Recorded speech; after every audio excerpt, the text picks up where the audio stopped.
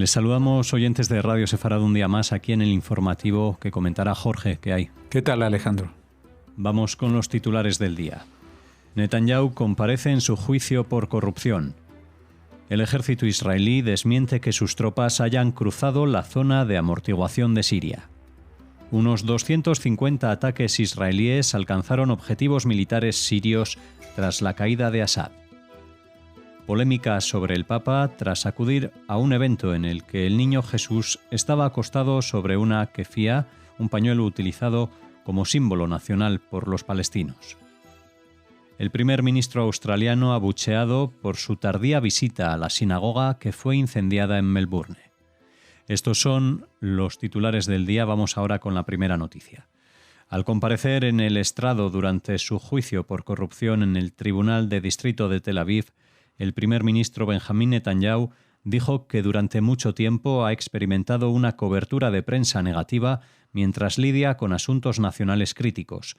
Durante el gobierno de Obama, dice, el entonces presidente estadounidense se dirigió al mundo musulmán en su discurso conciliador en El Cairo y se dirigió a Irán no como una gran amenaza, sino como una oportunidad.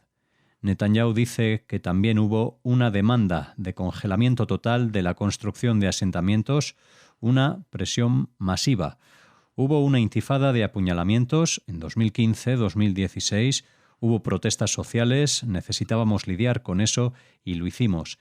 Necesitábamos lidiar con Obama, Irán, desafíos políticos, protestas sociales.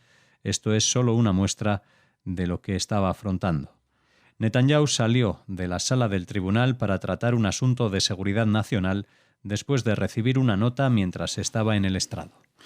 Bueno, como han escuchado, pues las cosas de las que habló Netanyahu, la verdad que no tienen nada que ver con lo que se estaba hablando, que era un juicio por corrupción con cifras y hechos concretos, se suponía, y no la presión que sufre un primer ministro israelí en tiempos de guerra o en tiempos anteriores a la guerra, porque habla incluso de la época de Obama, de Irán, de los desafíos políticos, de las protestas sociales.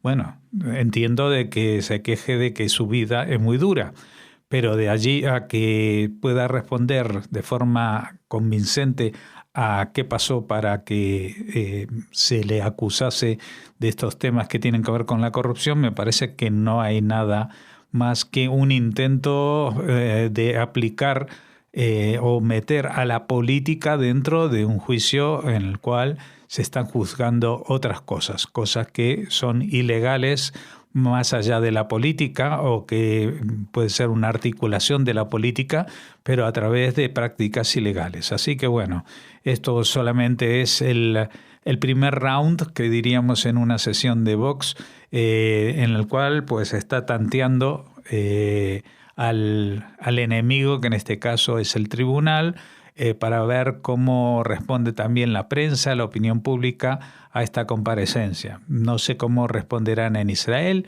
pero me imagino que los seguidores de él pues lo seguirán apoyando y los detractores seguirán estando en contra.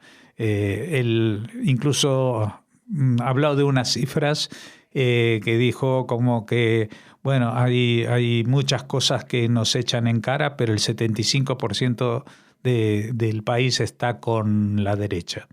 Me parece que esa no es una manera de defender la democracia. La democracia, tanto si es para la derecha o para la izquierda, se define en las urnas y no a través de los discursos, aunque, en algún caso uno puede extraer conclusiones de los mismos. Pero yo creo que justamente el poder ejecutivo de cualquier país no está para recalcar los apoyos que tiene, sino para utilizarlos para sacar adelante las leyes y lo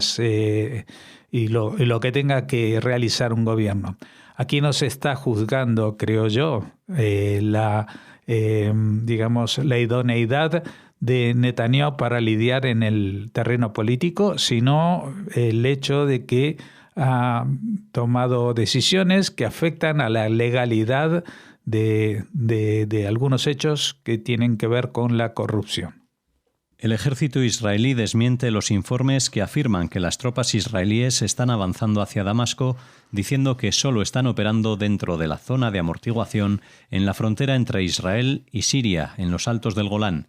Su portavoz señaló que las tropas israelíes están presentes dentro de la zona de amortiguación y en posiciones defensivas, desmintiendo una información de la agencia Reuters, citando a 2 fuentes de seguridad regionales y una fuente de seguridad siria en la que afirmaba que las tropas habían llegado a Katana. No estaba claro si el informe se refería al distrito de Katana, partes del cual sobresalen de la zona de contención, o a la ciudad, que está a unos 25 kilómetros de Damasco y al este de la zona de contención. Bueno, vamos a aclararlo, lo que aquí en esta noticia se está aclarando.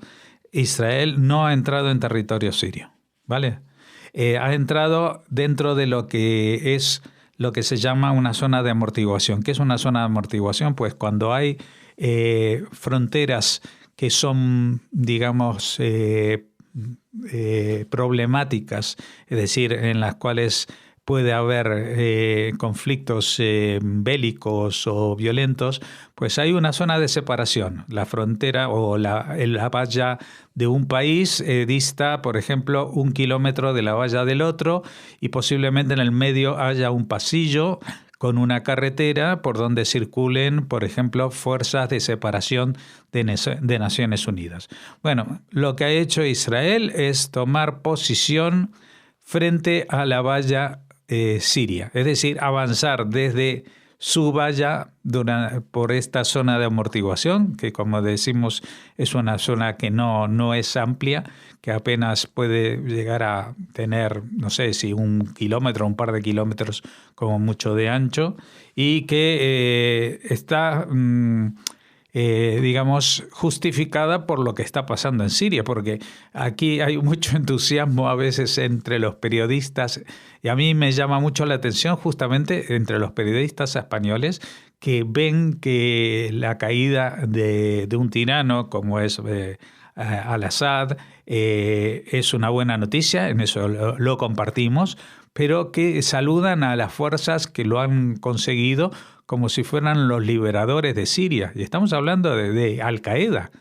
A ver si recordamos que en marzo del año 2004 Al-Qaeda mató a más de 190 personas aquí en Madrid, en el principal acto terrorista en la historia de España. Es ese mismo grupo Al-Qaeda el que ahora está al frente de Siria, aunque aparentemente en estas primeras horas lo pintan como no, estos Al-Qaeda son diferentes de los otros Al-Qaeda que nos conocimos, ¿no?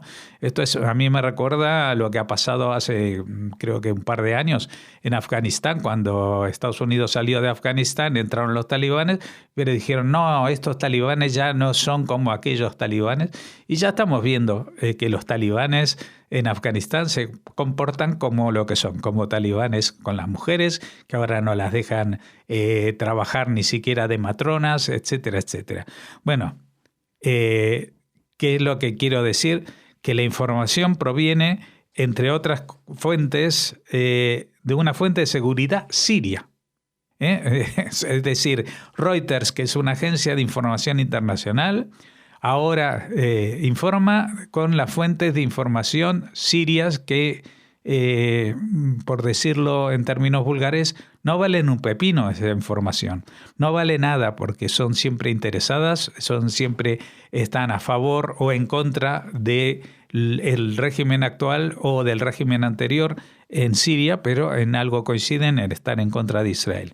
Y como dieron una noticia y aparecía la palabra katana con Q, no es la espada samurái esa, pues ya se pensaron que no se referían al pueblecito que hay en la frontera, sino a una ciudad que está a 25 kilómetros de Damasco, es decir, que está ya metida en pleno Siria.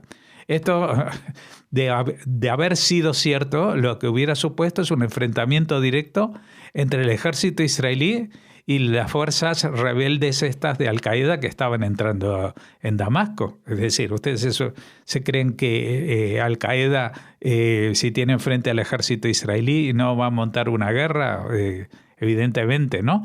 Pues porque todas estas son falsas informaciones, pero son falsas informaciones que se transmiten a través de los medios de comunicación, y cuando llega la hora de rectificar, pues esto es como la fe de ratas en algunos periódicos que aparecen en la página 812, ¿no? Es decir, para que nadie se entere que el medio ese, sea televisión, sea periódico, lo que sea, pues está desinformando.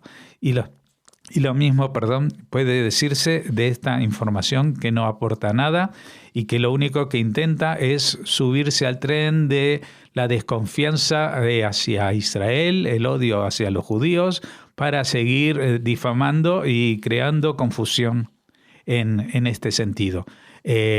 Israel no está invadiendo Siria. Fuerzas de seguridad sirias afirman que la Fuerza Aérea israelí bombardeó al menos 3 importantes bases aéreas del ejército, que albergaban docenas de helicópteros y aviones. Las informaciones en tal sentido apuntan a más de 100 ataques desde la mañana, sin que el ejército israelí se pronunciara al respecto. Al parecer, Israel continuaba su campaña aérea en Siria en las últimas horas, apuntando a armas que Jerusalén temía que pudieran caer en manos de fuerzas hostiles, a la luz de la dramática caída del régimen de Bashar al-Assad el domingo. Los ataques mencionados habrían alcanzado la base aérea de Qamishli, en el noreste de Siria, la base de Sinsar, en la zona rural de Homs, y el aeropuerto de Akbra, al suroeste de la capital, Damasco.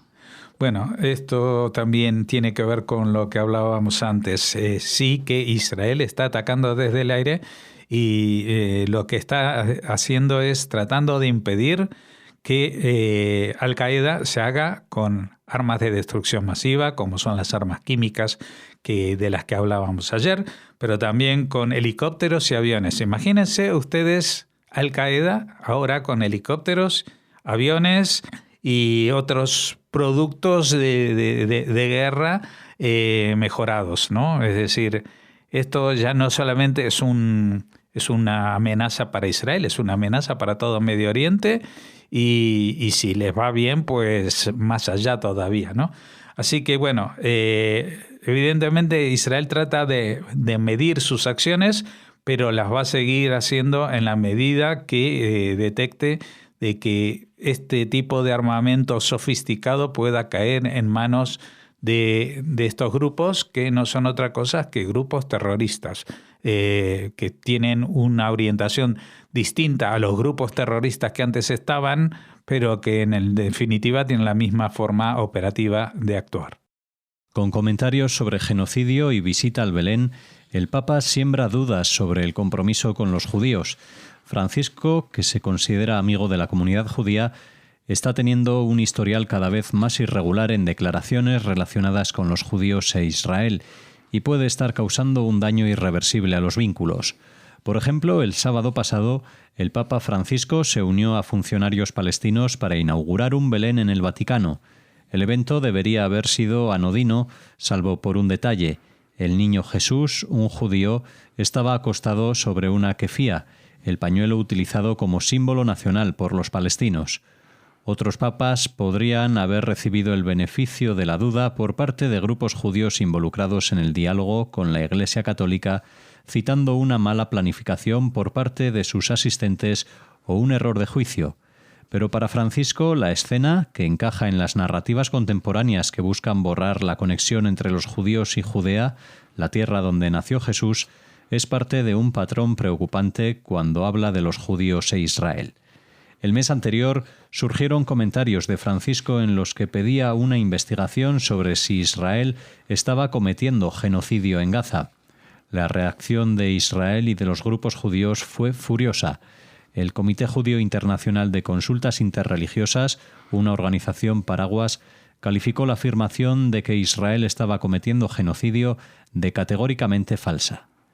El 7 de octubre de 2023 se produjo una masacre genocida de ciudadanos israelíes y desde entonces Israel ha ejercido su derecho de legítima defensa contra los intentos de 7 frentes diferentes de matar a sus ciudadanos, es lo que afirmó el embajador de Israel ante la Santa Sede, Yaron Siedemann.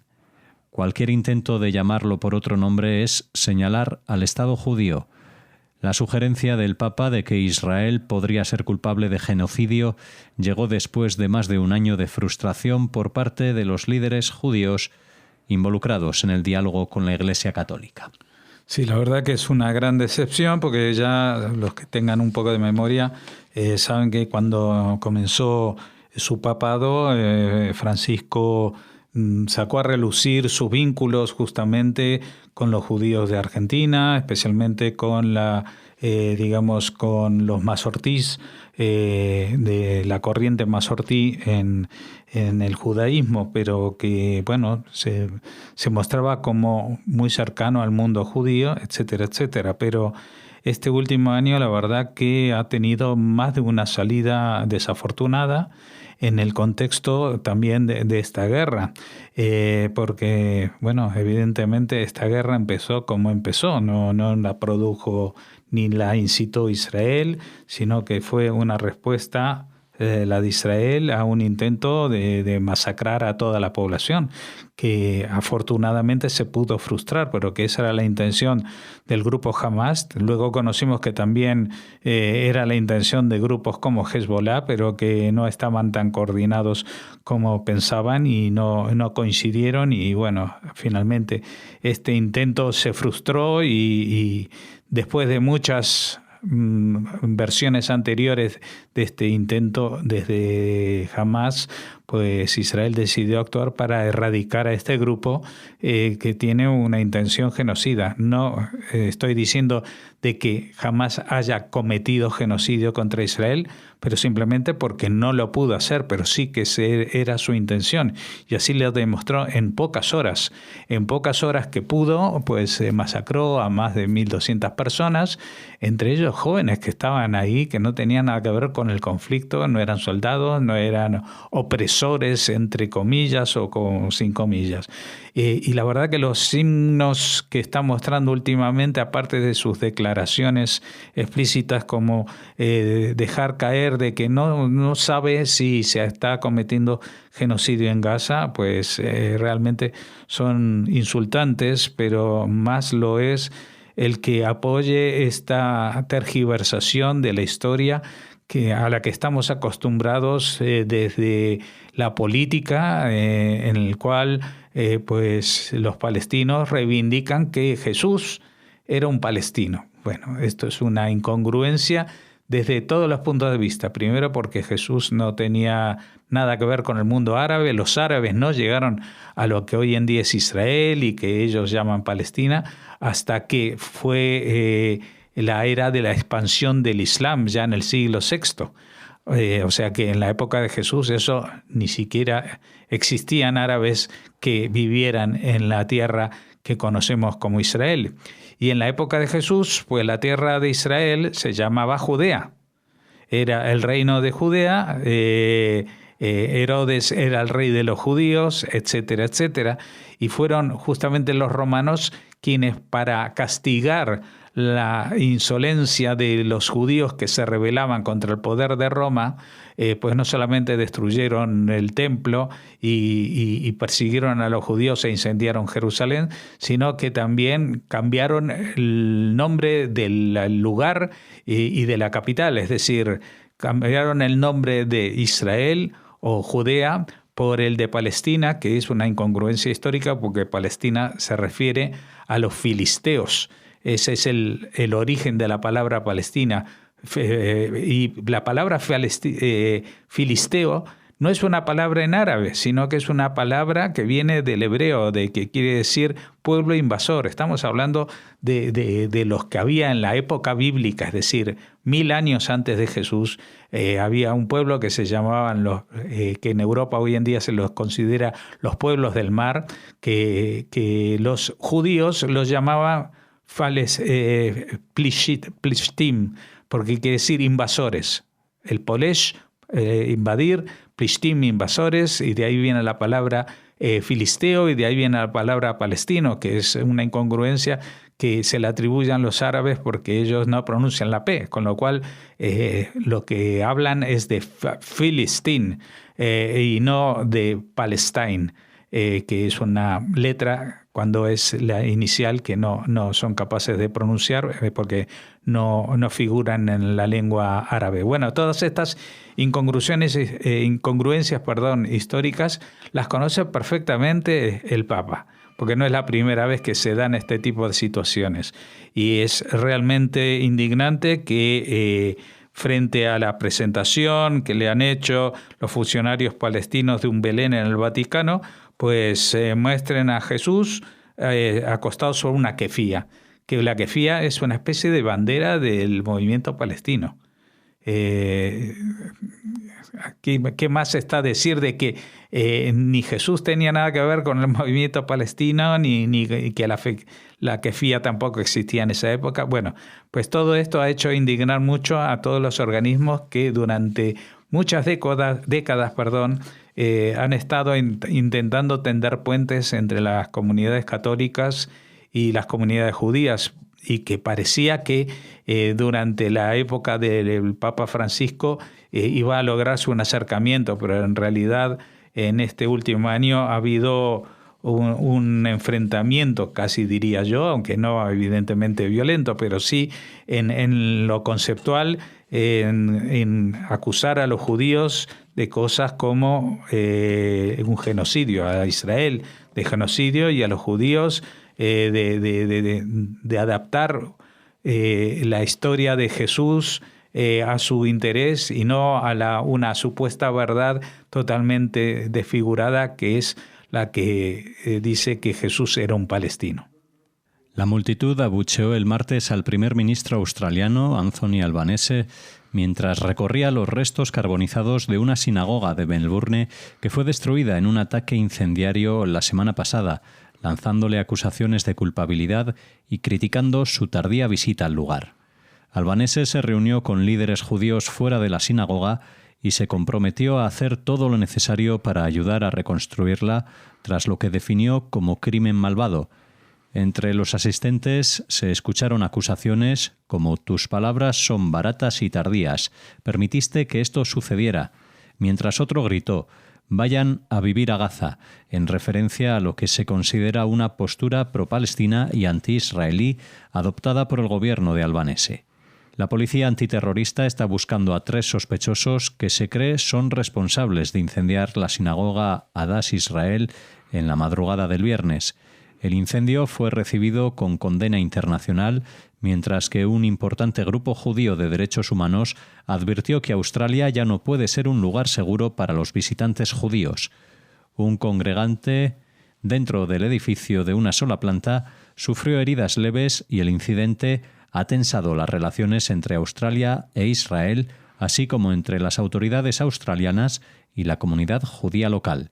Se trata del último ataque antisemita en Australia tras el vandalismo en la oficina de un diputado judío en Melbourne en junio y los grafitis antisemitas pintados el mes pasado en automóviles en los suburbios del este de Sydney, en una zona con una gran población judía.